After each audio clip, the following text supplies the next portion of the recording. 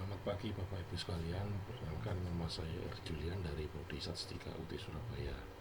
Pada kesempatan ini saya akan menjelaskan secara singkat proses lahirnya Pancasila yang melalui 3 rangkaian peristiwa, yaitu pendirian Badan Penyelidik Usaha Persiapan Kemerdekaan Indonesia atau disingkat BPUPKI, pembuatan Piagam Jakarta, dan Panitia Persiapan Kemerdekaan Indonesia dan biasa disebut PPKI. BPUPKI dibentuk pada tahun 1945 dengan tujuan merumuskan dasar negara bagi Indonesia merdeka. Dalam sidang pertama BPUPKI yang berlangsung tanggal 29 Mei sampai 1 Juni 1945, para tokoh seperti Muhammad Yamin, Supomo, dan Soekarno menyampaikan gagasan tentang dasar negara. Pada tanggal 1 Juni 1945, Soekarno memperkenalkan istilah Pancasila sebagai dasar negara yang kemudian dianggap sebagai momen lahirnya konsep Pancasila.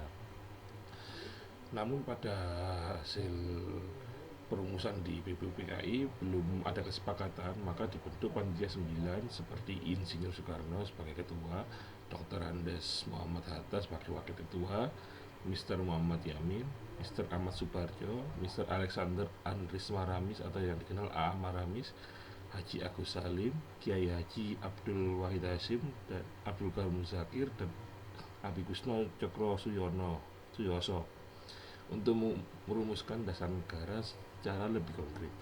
Hasilnya adalah Piagam Jakarta pada tanggal 22 Juni 1945 yang berisi rumusan awal Pancasila.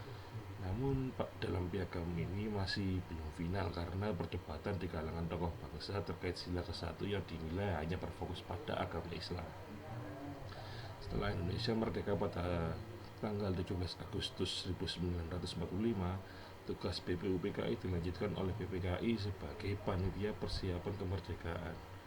Pada tanggal 18 Agustus 1945, PPKI mengesahkan Pancasila sebagai dasar negara sekaligus menetapkan Undang-Undang Dasar 1945. Pada tahap ini juga dilakukan perubahan pada sila pertama agar dapat diterima oleh seluruh rakyat Indonesia tanpa membedakan agama, yang awalnya bunyi ketuhanan dengan kewajiban menjalankan syariat Islam bagi pemeluk-pemeluknya menjadi ketuhanan yang Maha Esa. Pancasila lahir melalui proses yang panjang, mulai dari perundingan gagasan di BPUPKI, kemudian penyusunan konsep dalam Piagam Jakarta, hingga akhirnya disahkan oleh PPKI sebagai dasar negara Indonesia. Proses perumusan dasar negara mulai dari BPUPKI hingga PPKI mencerminkan nilai-nilai penting seperti nilai persatuan, musyawarah, toleransi. Dari kejadian tersebut kita belajar bahwa perdebatan harus disikapi dengan saling menghargai dan toleransi. Bagi generasi muda, nilai ini penting terutama di era digital agar tidak mudah terpecah dan tetap menjaga persatuan bangsa di kala krisis kepercayaan pemerintah. Saya berharap Indonesia menjadi lebih baik dan tetap memegang teguh Pancasila. Sekian dari saya, jika ada salah kata mohon maaf sebesar-besarnya. Terima kasih atas perhatiannya, selamat pagi.